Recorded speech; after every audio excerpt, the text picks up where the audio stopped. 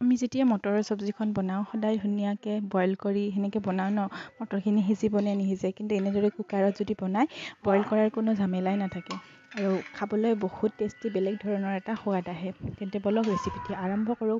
আৰু ইয়াত মই গেছটি অন কৰিয়ে কুকাৰটো বহাই দিছোঁ আৰু ইয়াত জোখমতে তেল দি দিছোঁ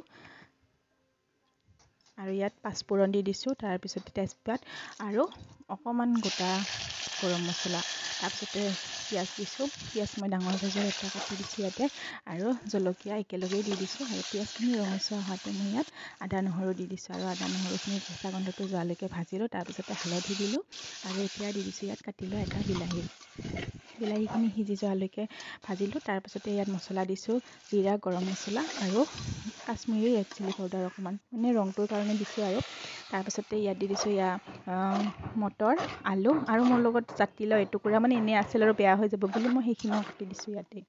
তাৰপিছত নিমখ দিলোঁ, দি ধুনীয়াকৈ লৰাই দিছোঁ আৰু ইয়াত ভাজি থোৱা পনীৰ আছিলে, মই পনীৰখিনি আগতীয়াকৈ ভাজিয়ে থৈ দিছিলোঁ।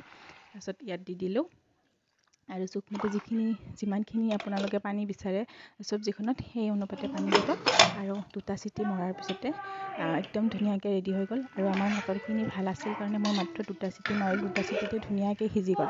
আৰু একেবাৰে শেষত অকণমান মান ধনিয়া দি দিলোঁ ধুনীয়া এটা গোন্ধৰ বাবে। আৰু ইয়াৰ ৰেডি হৈ গ'ল মোৰ ঘুগুনি। কেনেকুৱা পালে ভিডিঅ'টি চাই জনাবলৈ নাপাহৰিব। আজিলৈ আহোঁ, বাই।